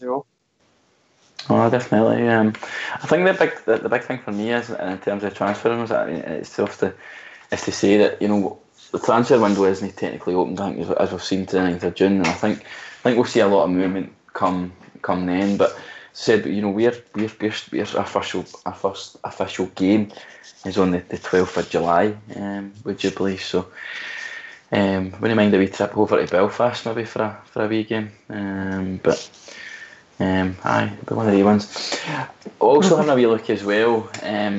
We've had been a wee bit of debate, a wee bit of sort of argy-bargy on social media in regards to the strip launch, Ibrox Loyal. What are you hearing on that? That'd be interesting to hear your thoughts on that. I heard a wee bit last night, mate, if I'm being honest. No, I don't know if this was tongue-in-cheek, but apparently there's something in Turkey about a guy there who went there and officially got it was an orange Rangers Hummel kit. I don't know if you've seen that yourself, mate. I know you're on Twitter pretty often as well. Have you seen? Did you see that, man? Yeah. I mean, I don't know. I think they're quite famous there for the copies, aren't they? I know that, mate. I know. But you got to admit, it looks pretty stunning. If we were to get that, and I'm sure it could put the sales of kits through the roof. If I'm being honest, because I'm sure every Rangers fan will be wanting that for the. Well, I doubt it'll be in the summer holidays, but sooner rather than later, hopefully. Do you see it being a problem? Mostly, do you see it as the hangover, Bridgeman, for Sports Direct and all the Mike Ashley stuff, that we're still maybe having to wait a couple of months to get these strips out, and it's.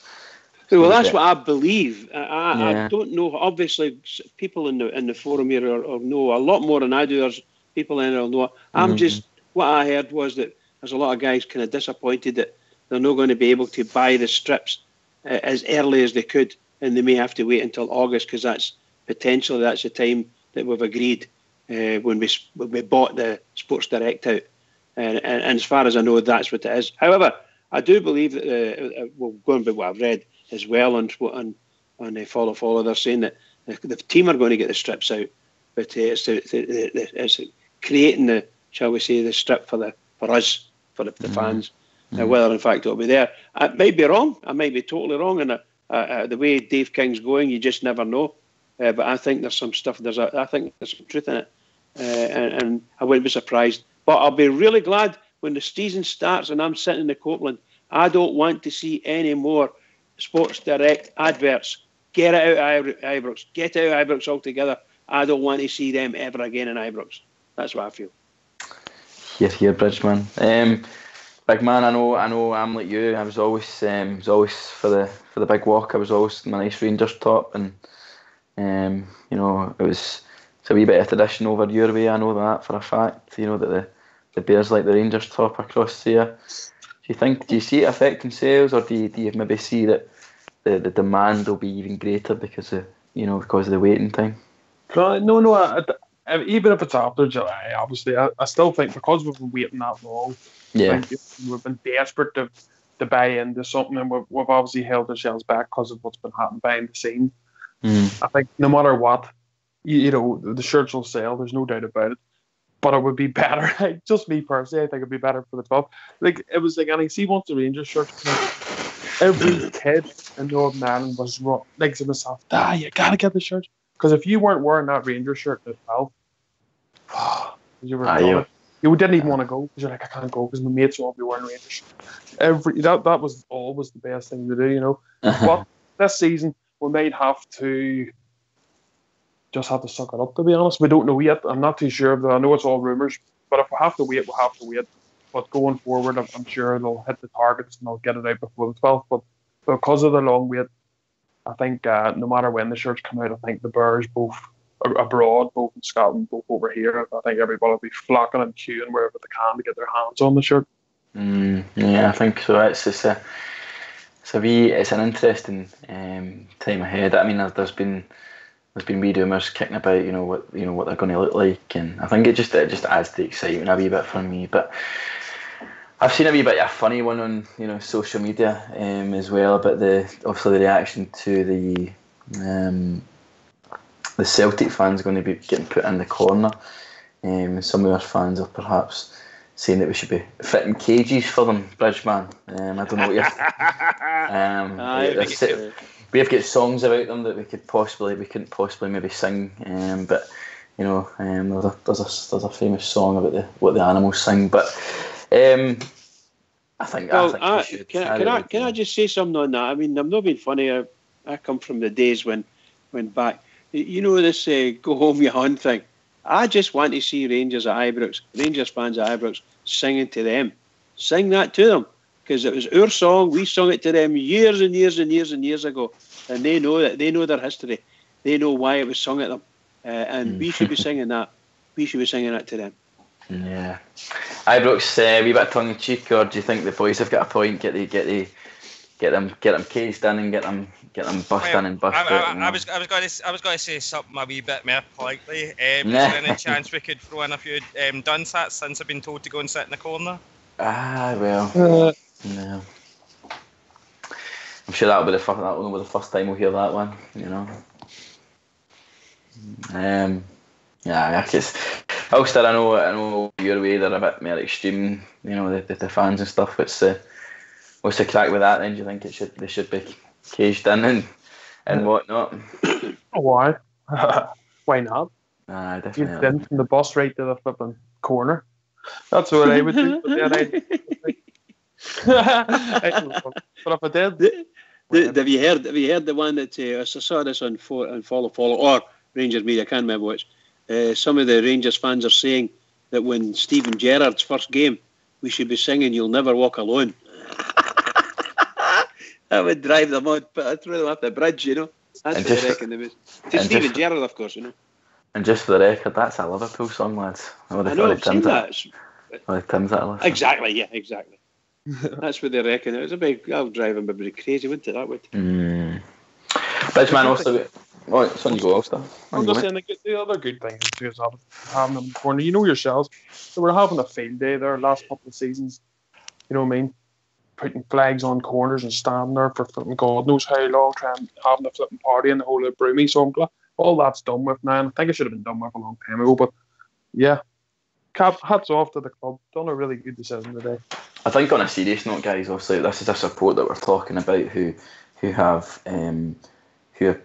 thrown bricks through our supporters' bus windows, who injured a child severely, and still to this day. Twice, yes, absolutely. Sorry, beg pardon. I've injured two children, and still to this day, it's an unsolved crime. So. For all it is a bit of tongue in cheek, I think there is a certain element of that as well. I believe at the last Old Firm game as well, a projectile flare or pyrotechnic was thrown into the Rangers end and caused damage to a child as well. So I think the club has made a very, very good stance on this. Bridgeman, I think we got to the point where we're seeing. The Broomy, was absolutely ransacked, and they were singing vile songs and stuff. So I think the right decision overall has been made, Bridgeman, on this. Yeah, under no illusions about singing bad songs. I'm sure I've been there myself and done it. I know what that's like. I think that we just need to be very careful what we say and how we do things when we're at Ibrox. If we've got a lower number of them, then we need to show the decorum that we've got. And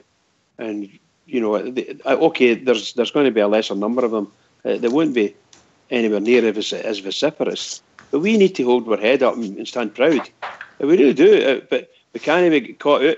We can't be caught out with any nonsense. We really need to watch what we're doing. We're doing everything right. Get the numbers down the way we want them. Get them where we want them to be, where it should be, as far as we're concerned anyway. And then we need to watch them, but take care. We just need to take care.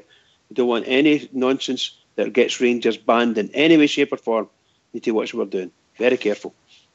I think it's as I said, guys. I think Dave King nailed it for me with the statement that when there's bears, I know what it was like last year. I know the big man. You were saying looking for tickets, left, right, and centre, and it comes down to it for me, Ibrox, that when there's bears looking for tickets for games, they've got to go to bears in our stadium.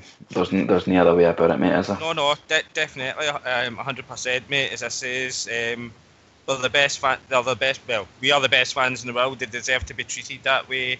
And what has been done, cutting allocations to benefit our fans, I'll agree with 100% every single day of the week, mate. Obviously, what we heard last week, obviously, when Monday's show, we had a wee bit of with the statement about in regards to Mr. What's his name? The charges brought against us with the UEFA stuff. But man, I mean, I know you talk about it on here all the time. But there's a clear agenda in the media and in Scottish football that's against us. And we've seen that obviously with last week's charges. How do you see the club going forward with these? What do you think the club's going to? Do you think the club will defend us in court, take it all the way to court, or do you see it maybe petering out a wee bit for you? Oh, that's a good one. I think the way things are going and the way Rangers have presented themselves insofar as these things are concerned, I can't see them doing anything else but going all the way. I hark back to the days when Larky used to say the very first thing we should have in here is a top legal man on our board. A top legal man on our board. And then we'd be able to know what to do, best corners to turn, what good streets to go down, and from a legal perspective. However, hats off to Dave King. He's fought it all the way. He's fought everything all the way, and he'll certainly get all the Rangers support on it. We need to win. Whatever happens, we need to win or get final agreements that suits everybody, because we can't go on and on with these people. If they're making up charges, then it's got to be seen to be make up charges and be pulled up for it. That's what I think. Ulster, obviously, with Bridgman's made some good points here in regards to the legal side of this thing. I mean, do you see it petering out, or do you see it again? Them trying to make a meal out? Do you see them trying to go after us with this, or do you see it as the club defending ourselves? I think it'll peter out eventually. It's like anything, guys. You know yourself. If you have a bully in the playground, the bully will hit you as many times as you let him. Yeah. If you stand up for yourself and you hit that bully back, you think twice, because you think, hang on, if I hit him, I'm going to get hit back. I don't want to get hit back. That's what's happening now with the club. The club were open there for a long, long time. We had a board in disarray, let's be honest, the support who couldn't back them, and we were easy for the bullies to come and target the club. Now we have a board who's willing to bite back and fight back. I don't think this will carry on for much longer. Yeah, no, definitely. Ibrox, any thoughts, mate? I know we touched on it on Monday night, but I think again a lot of Rangers fans were going, oh, here we go again. I mean, I don't know, mate. It's just the banter years, isn't it? What we call them. It's. Where's the corner, mate? Where's this corner that we're turning? I know we've got Stevie G. I'm buzzing. I've got a new stick deal. We've got investment. We've got, is this? Are we turning that corner for you, mate? For me personally, I do think so, mate.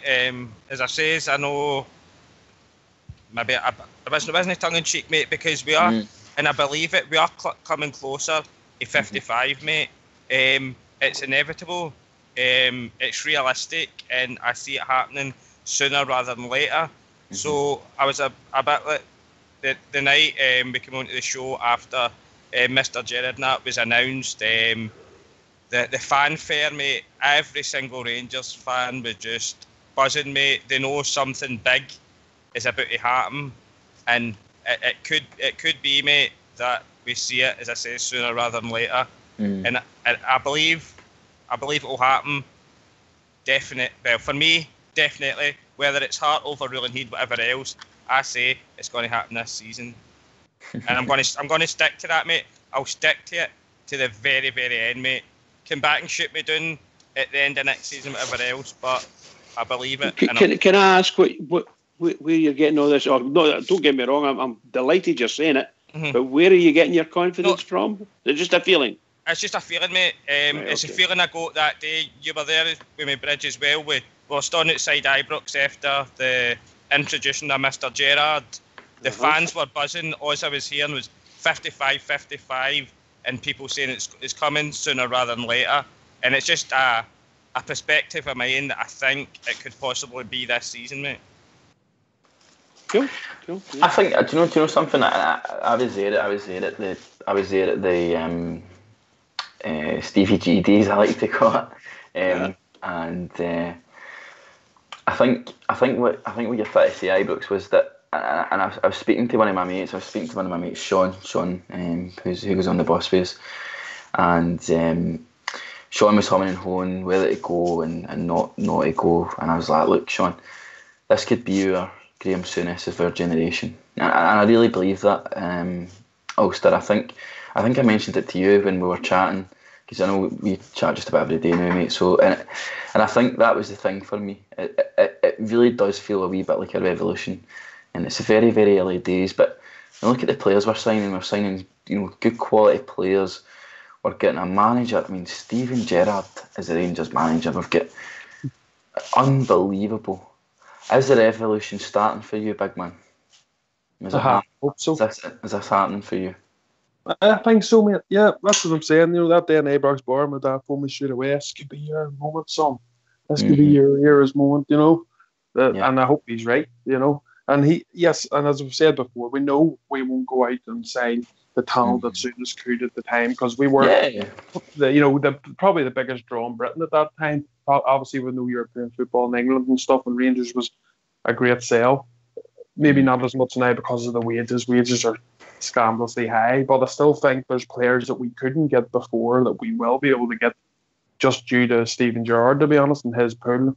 I think that's going to happen for us, and why not? We've took a lot of years, guys, of being down the doldrums, so why not? Let's buy into it, and you never know what can happen. If the support there backs Gerrard to the hill, and he gets the team on the pitch that we all deserve, then this could be it, mate. As I said before, we could be looking back in 20 years like birds look back now. Brids and Ox and all the boys will always say the Souness era was the time that everything changed and we started winning again. This could be the same for us. We could be sitting in 20 years talking to each other going, Jesus, that's that Steven Gerrard moment. That was the time everything clicked. So why not? It can happen. Is there similarities, Pitchman? I know, I don't know about me certainly. I was born then, There is obviously similarities, but I think this guy is really and truly is one of the most gifted, best players that Britain's ever seen. He's just been a fabulous player, and I'm not a big Liverpool fan, mate, by any stretch of the imagination, but I'm no stupid. I've seen that boy come through, and he's a couple of downs, but mostly all ups, and dragging his team through to win the European Cup and things like that. Just what a wonderful player. Top of the tree down in England, top of the tree. Great England international, England captain, club captain, just everything you could ever want. Now, Graham Souness, magnificent bastard that he was, as they say, the guy was tremendous. He came in, he said things, he did things, he didn't care. Yeah, he actually didn't care what anybody else thought, but then he was backed by a very rich man at the time. So we may have to cut our cloth a wee bit more accordingly until such times as we get some money in. Once we've got the money and you give your manager the nod to say, go and do what you want to do, we'll back you, as long as you don't go mental.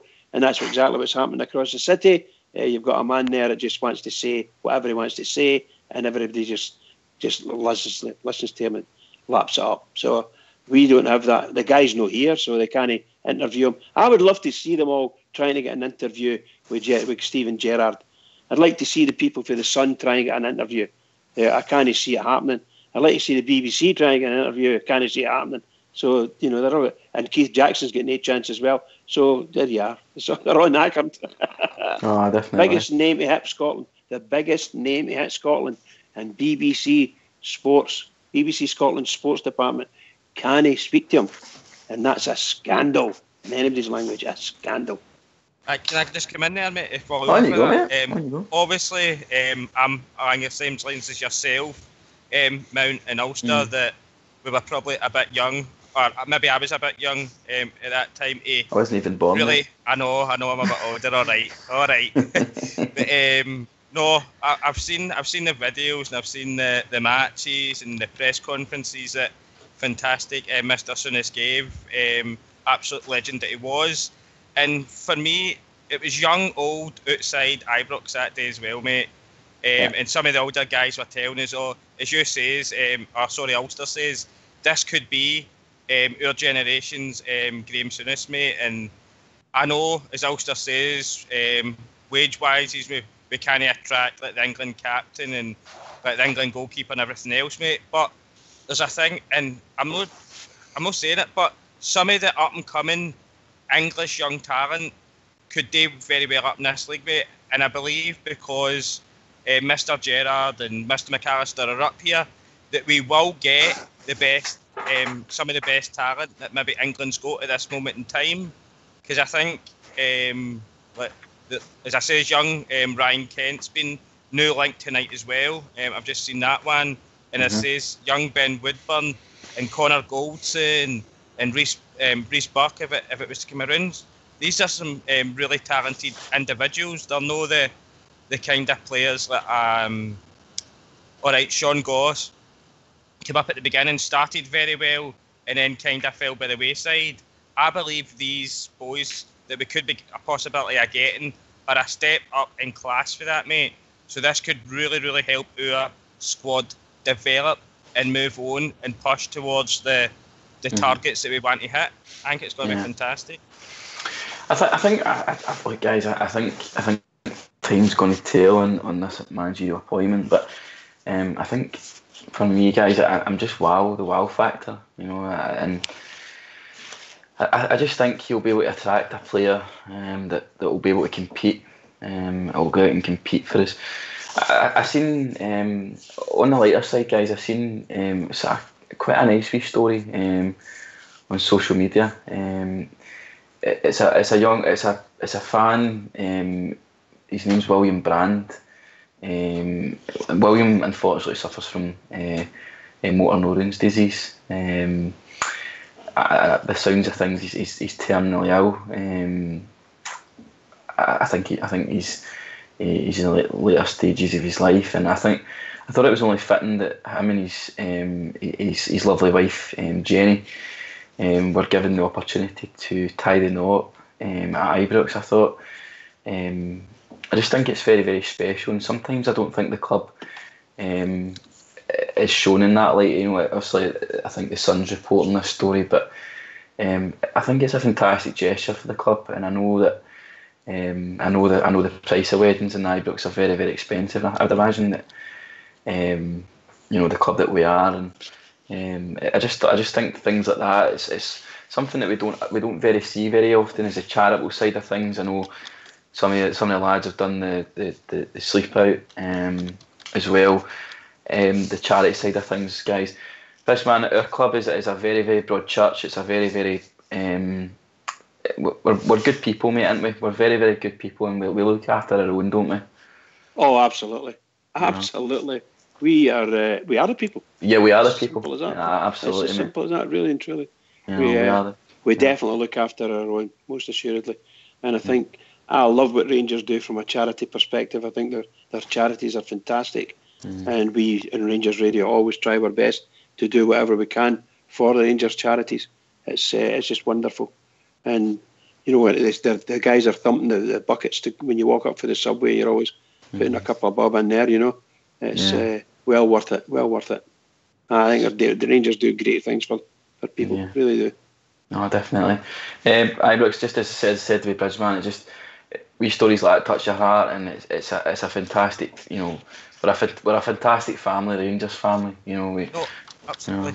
No, absolutely, mate. It's brilliant.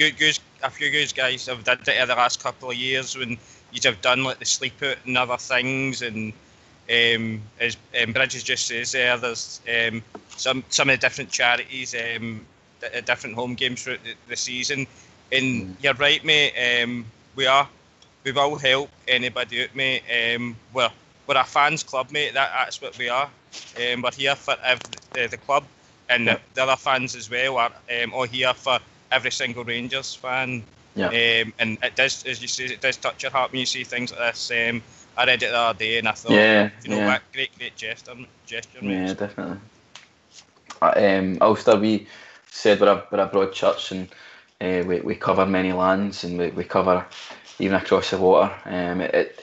Our club is a family, and it's just something that I'm eternally proud to, as Bridgeman says, we are the people, we're God's people, and I don't know about you, mate, but every wee stories like that just make you proud to be part of this great family.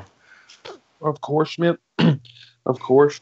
It's things like that, you worry about the football and all, and then you obviously hear what other people's going through, mate, that doesn't seem much really in hindsight. But it's a great thing, the supporter of the club, diagnosed with an awful disease, unfortunately. But he's been able to have a great day there, because obviously his bride and his family, something he'd remember, something that all the members of his family and his friends and his bride's friends and family, they'd remember that forevermore, and a great gesture for the club. I think the club's treated that whole situation first class.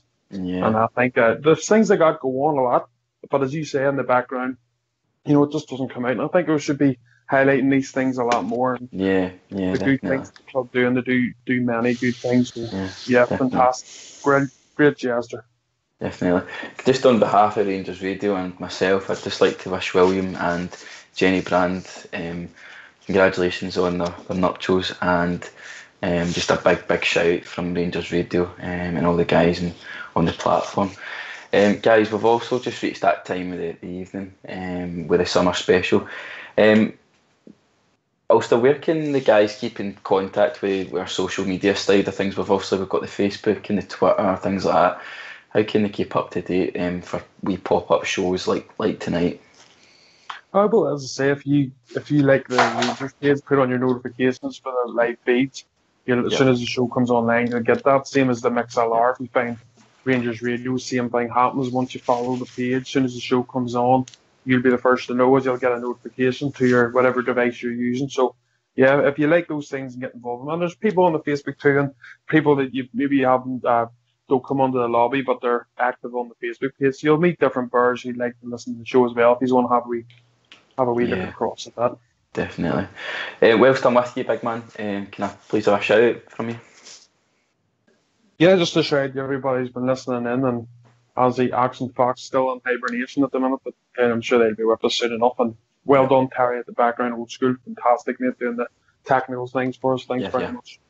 Yeah. My good mate Ibrox Loyal, can I get a wee shout out, pal? Just another great show. Thanks to yourself for hosting, mate. Another fantastic job. Big shout out to Old School as well for allowing us to have this show, because without him and his glamorous assistants help, we wouldn't be able to do these wee pop-up shows. So fantastic work, guys, and I'm sure we'll have a few more throughout the close summer season. Definitely, so stay tuned to social medias, and we'll get it out there for having a wee show if there's any pop-ups. Bridgeman, can I have a shout out, please, mate? Yes, you can. It's a great night. Well done again. Well done to Old School for putting on so quickly. Very good. And obviously yourselves, the young team, running with it. Superb. Really good show. Good discussions. Glad to see our clubs fighting back. Can I just say to other Rangers fans all over the world, particularly Rangers fans on here on Rangers Radio, every single one of us, we need to chin up now, guys, because we need to keep it going. We need to keep it going for the Rangers. Keep it going. Thanks very much, Bridgeman. Can I firstly thank Old School Blue for his technicals tonight? Can I thank my good friend Ulster, my good friend Ibrox Slough and the stalwart that is Bridgeman. It's these shows aren't the same without you, Bridgeman. Can I just say a big massive thanks to everybody who's listened in across the world. Just remember, guys, as Bridgeman says, we are the people, we're God's people. God bless us. Thanks, Terry.